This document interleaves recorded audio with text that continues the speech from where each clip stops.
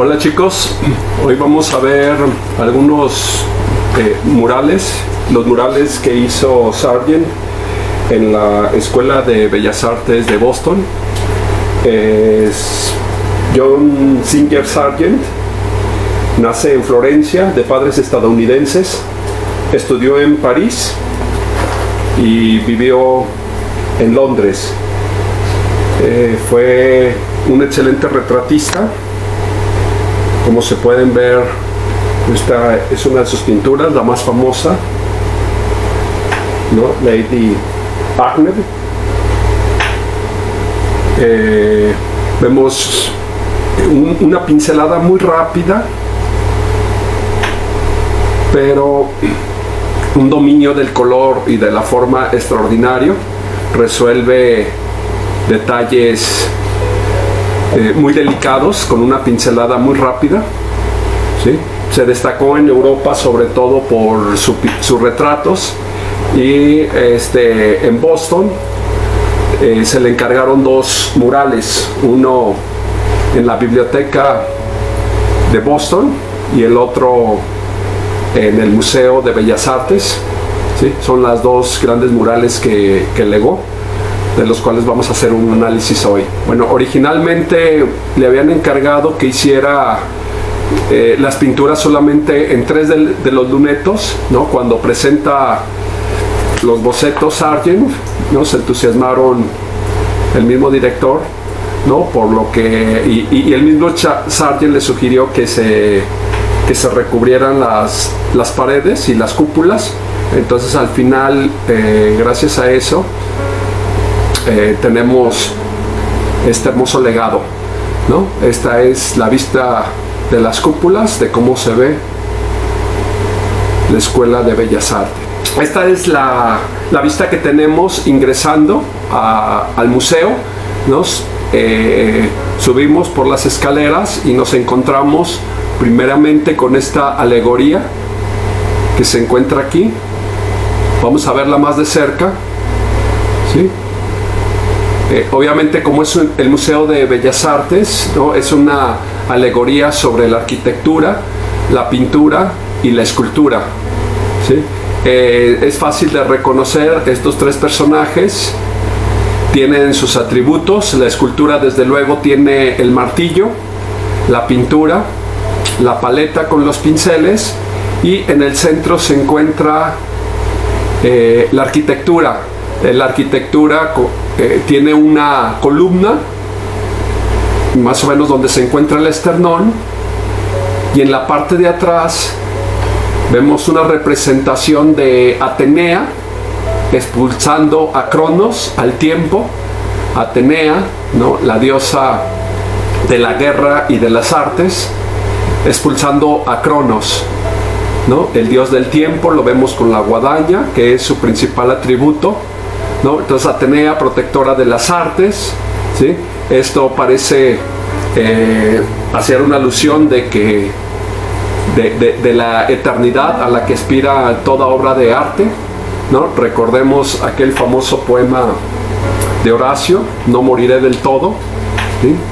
Que dice más o menos: he construido un monumento más perenne que el bronce, más alto que la regia construcción de las pirámides, que ni la lluvia falaz ni el aquilón desenfrenado podrá destruir. No moriré del todo, y buena parte de mí esquivará a la diosa de los funerales, ¿no? O otra frase de Leonardo: la belleza es perenne en la vida, pero es eterna en el arte, ¿no? Entonces, si algo aspira a la eternidad, es el arte. Vemos que en la arquitectura, regreso a la imagen, vemos que la arquitectura ha sido tomada de la Virgen de Brujas de Leonardo, ¿no? La ha tomado como una referencia, como una inspiración pictórica. Vemos el parecido, y el mismo Sargent lo confesó, ¿sí? Desde luego no hay plagio, no es simplemente una fuente de inspiración.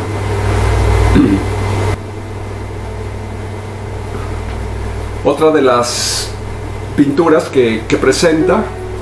La cúpula es Apolo rodeado con las 9 musas, ¿no? Recordemos rápidamente algunas de esas musas. Desde luego está Urania, que nosotros no lo consideramos ahora como parte de las artes, ¿no? Es decir, la musa de la astronomía.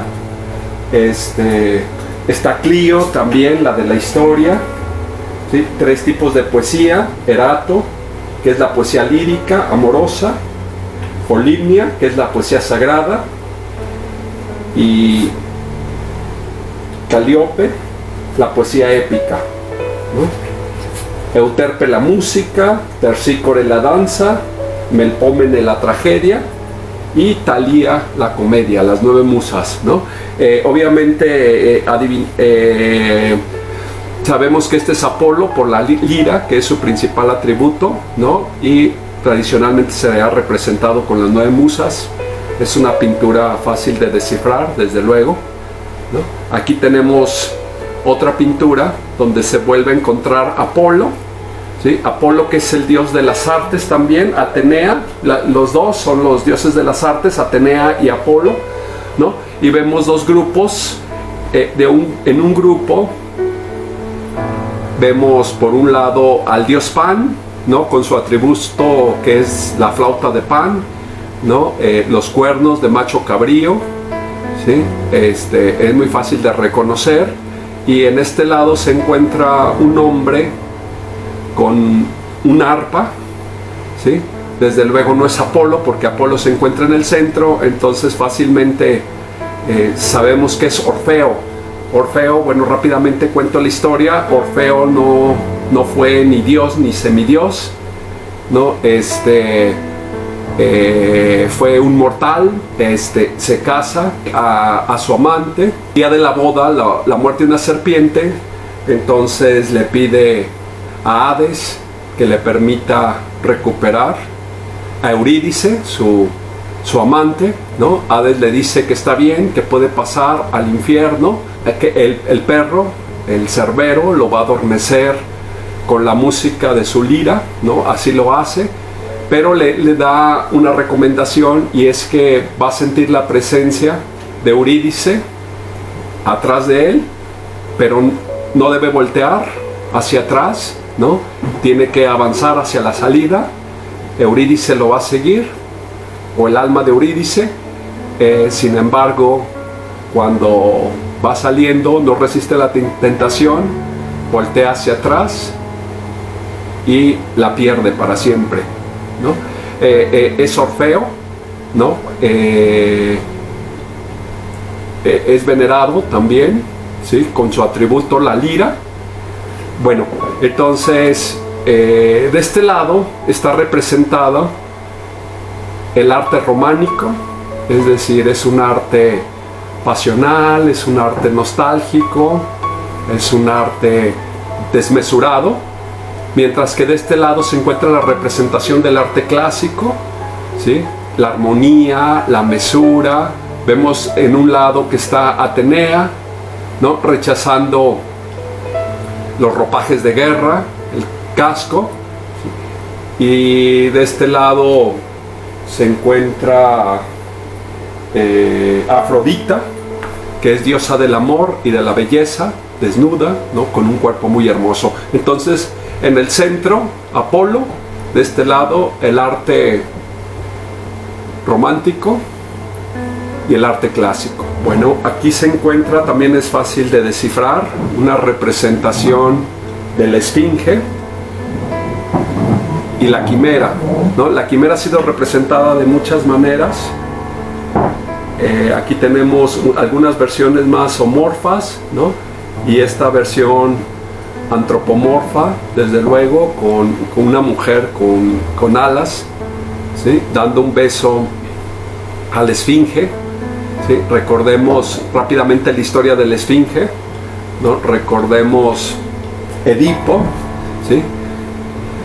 Edipo encuentra a la Esfinge constantemente estaba en un puente, si alguien quería pasar por el puente le hacía una pregunta, si no le contestaba la pregunta, el acertijo lo devoraba. Entonces el acertijo era: ¿cuál es la criatura que camina por la mañana con 4 patas, por la tarde con 2 y por la noche con 3?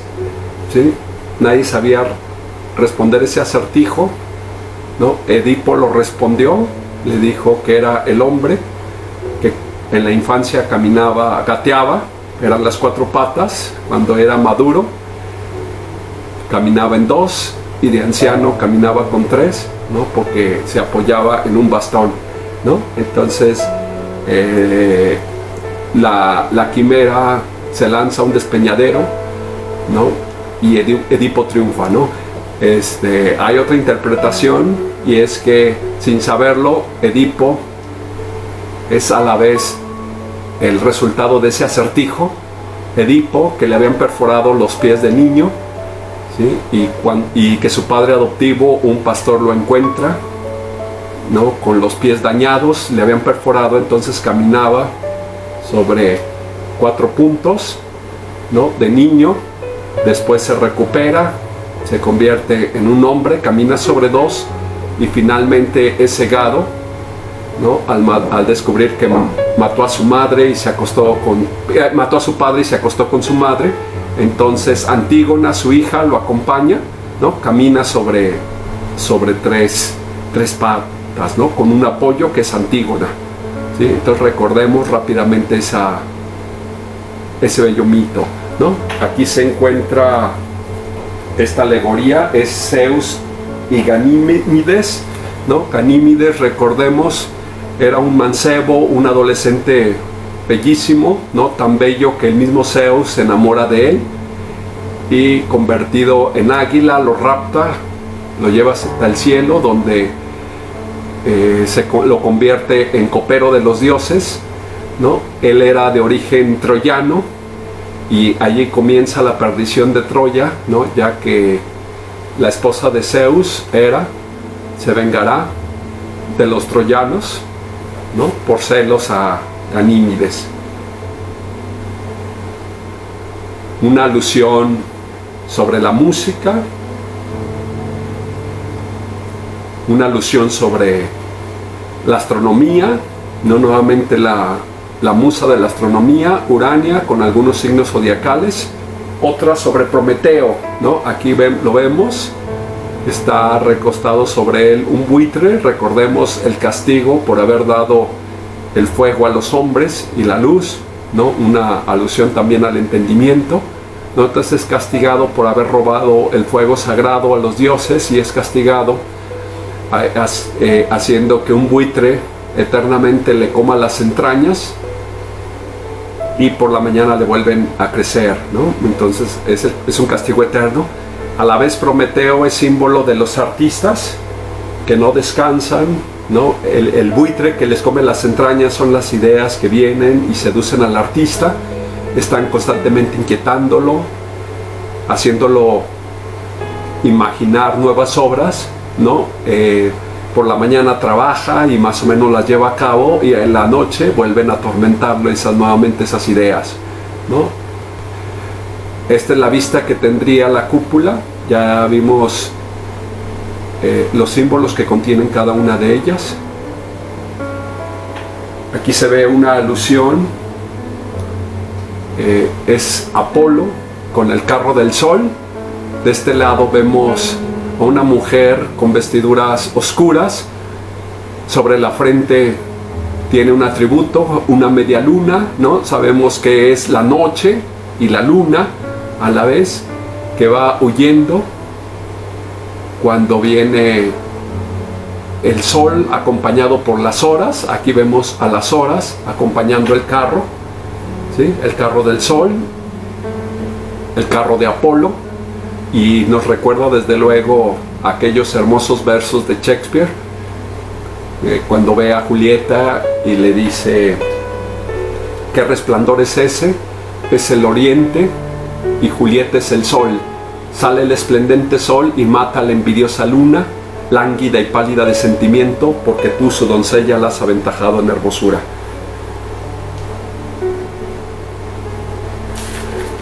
En esta vemos los 4 vientos, el viento desde luego del norte, del sur, del este y del oeste.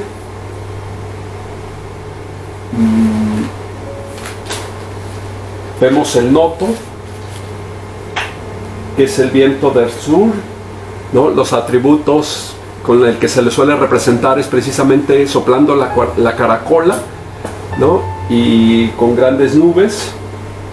Y luego se encuentra Bóreas, con vestiduras oscuras, es el viento del norte, es el más destructivo de los vientos. Y luego está Euro, que es el viento del este, su atributo es la cántara, ¿no? Vertiendo agua sobre ella. Y finalmente tenemos al más suave de los vientos, que es Céfiro, el viento del oeste, ¿sí? Es el viento más suave, el fructificador, ¿sí? Es el viento de la primavera. Los atributos desde luego serán las flores, ¿no? Los 4 vientos. Aquí vemos una pintura de las Danaides. Las Danaides fueron 50 hijas de Danao.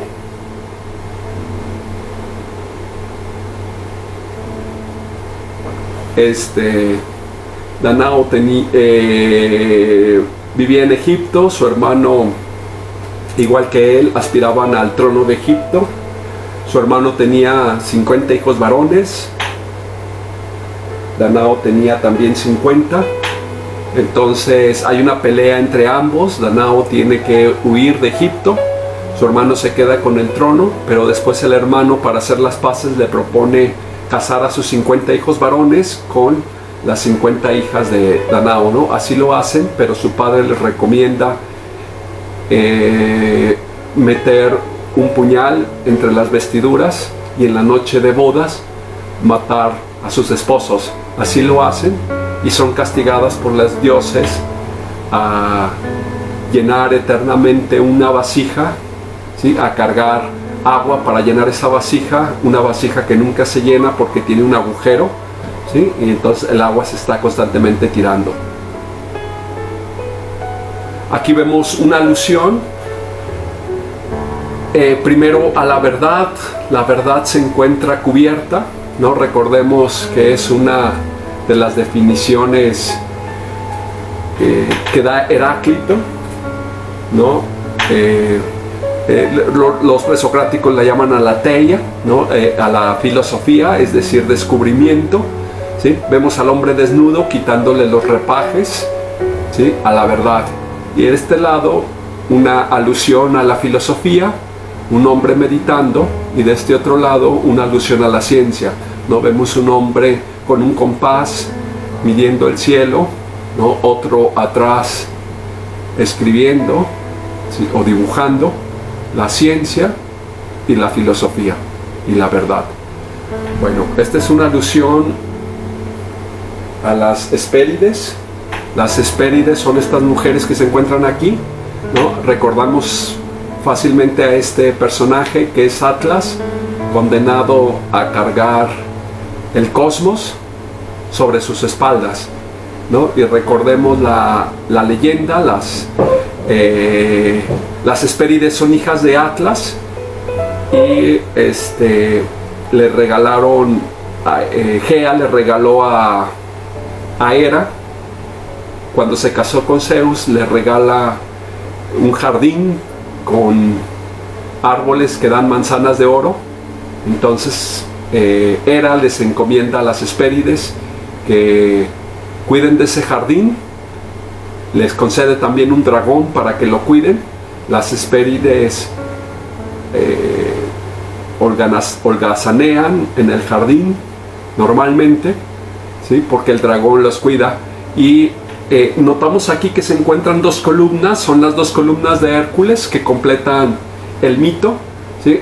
Recordemos que Hércules, en uno de los 12 trabajos que le encomiendan, está el robar las manzanas de las Hespérides. Era muy difícil porque el dragón custodiaba el jardín, ¿no? Ahí se encontraba también Atlas cargando el cosmos. Entonces Hércules le dice que va a ayudarlo, ¿no? Ha sentido compasión por Atlas, entonces le dice que él tiene la suficiente fuerza para cargar el cosmos, que esa es su misión. Le dice: solamente te voy a pedir un favor, que me regales una de las manzanas del jardín, ¿no? Accede Atlas, ¿no? Le pasa el cosmos a que lo cargue Hércules, ¿no? Le da una de las manzanas y Hércules le dice que solamente le permita acomodarse un poco el manto porque le está molestando, ¿no? Le pasa el cosmos al Atlas para acomodarse el manto y desde luego ya no lo engaña, ¿no? Ya no se lo recibe, ¿sí? Y con este engaño es que consigue robar una de las manzanas. No había otra manera, nadie podía robarlas sino el mismo Atlas, ¿sí? Y Atlas es quien se lo entrega. Bueno, aquí vemos otra de las leyendas, es Fetón, hijo de Apolo. Está incendiado, ¿sí? Vemos que está cayendo del cielo, ¿no? Vemos un caballo, 2 caballos en llamas también, un carro aquí se encuentra en llamas. Entonces, como les decía, él es Fetón, hijo de Apolo, ¿no? Recordemos que Apolo es el dios que guía el carro del sol. Entonces Fetón, su padre era desde luego un dios, pero su madre era mortal, y con sus amigos les decía que su padre era un dios, que era quien conducía el carro. Sus amigos no le creían, hacían burla de él.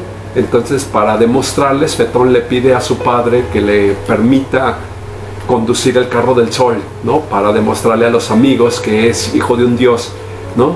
Su padre trata de disuadirlo, le dice que no es una tarea fácil, ¿no? Él insiste y finalmente Apolo le dice que está bien, pero que debe de tener mucho cuidado porque si se acerca demasiado a la tierra con el carro puede quemarla.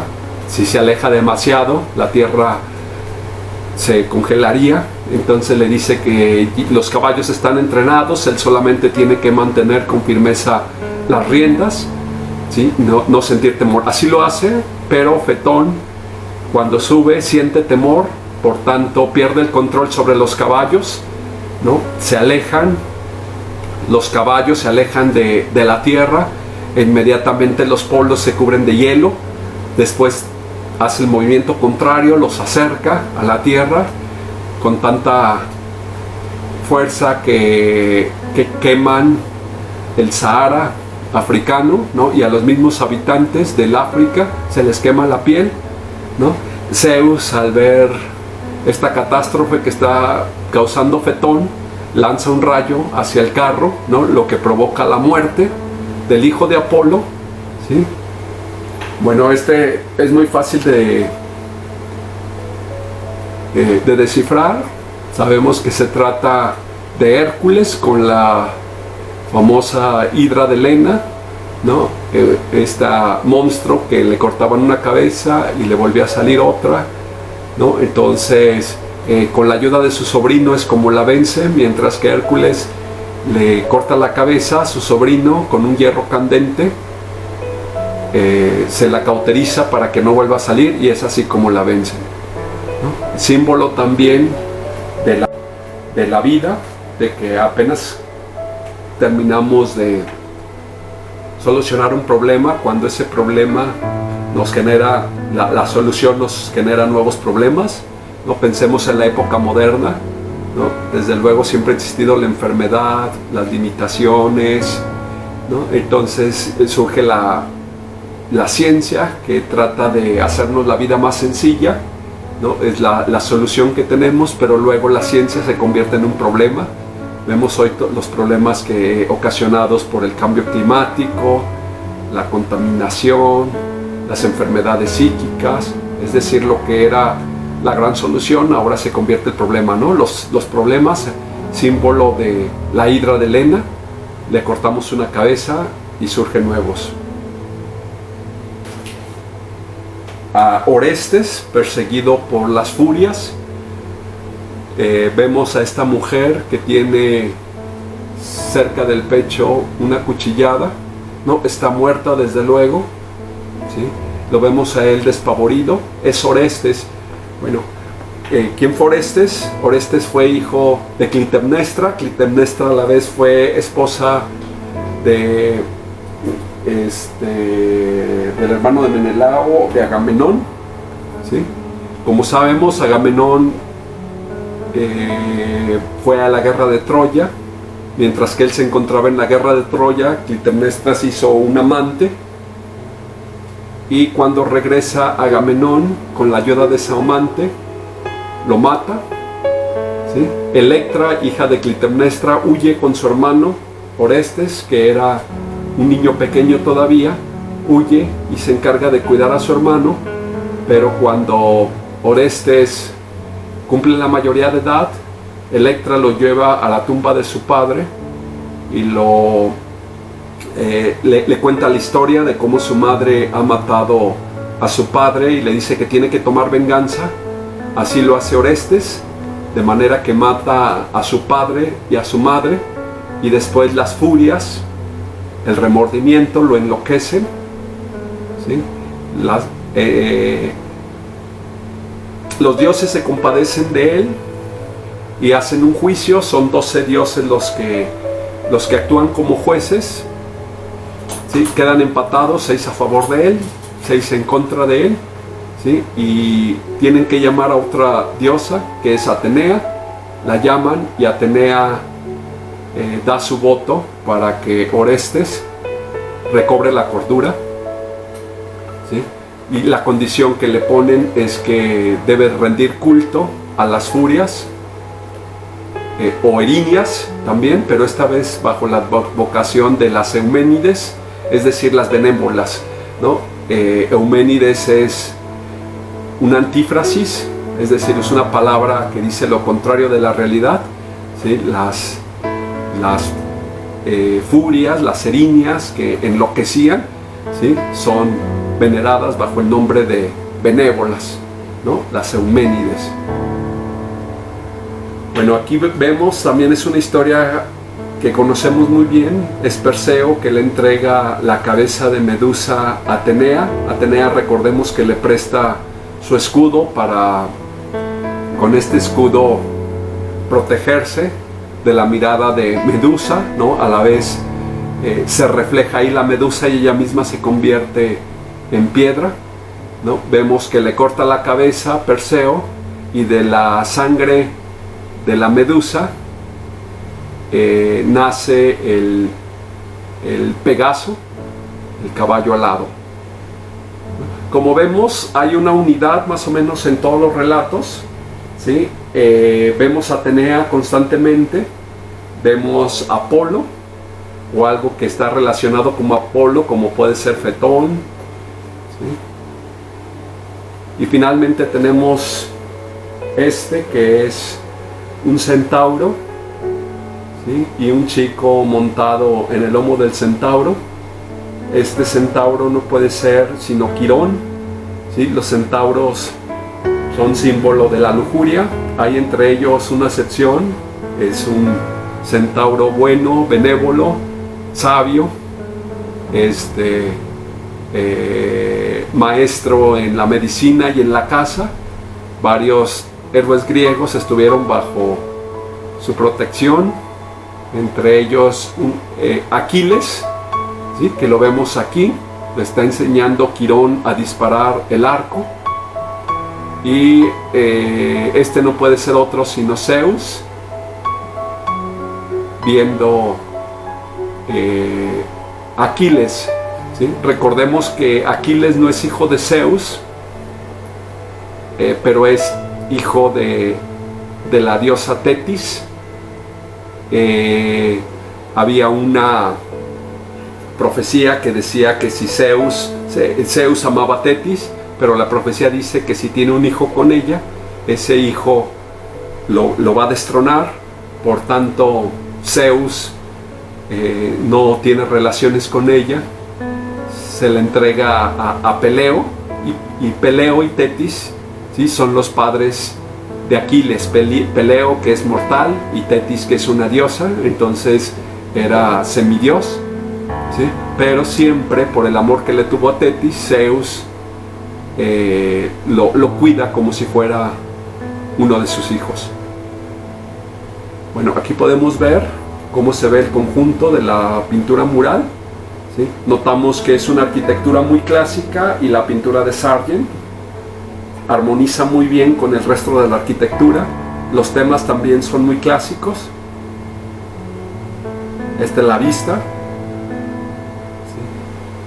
¿Sí? Su dibujo también tiende a ser, su pintura, muy sintética, siguiendo las formas relativamente simples de la arquitectura.